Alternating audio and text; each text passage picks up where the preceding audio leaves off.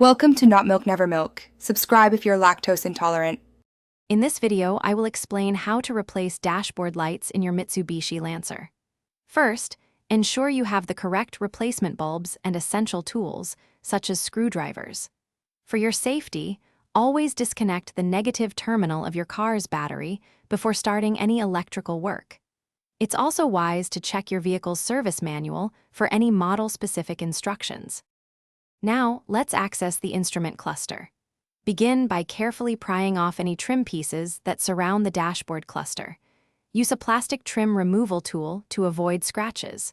Once the trim is off, locate and unscrew the mounting screws that hold the cluster in position.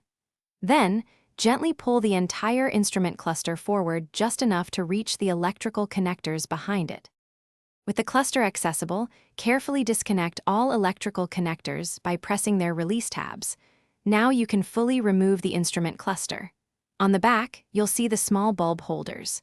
To remove an old bulb, gently twist its holder counterclockwise and pull it out. Insert the new bulb by pushing it into the holder and twisting clockwise until secure. Repeat for all necessary bulbs. To finish up, carefully reconnect all electrical connectors to the instrument cluster. Slide the cluster back into its housing and secure it with the mounting screws. Reattach all dashboard trim pieces, ensuring they snap firmly into place. Finally, reconnect your car battery's negative terminal.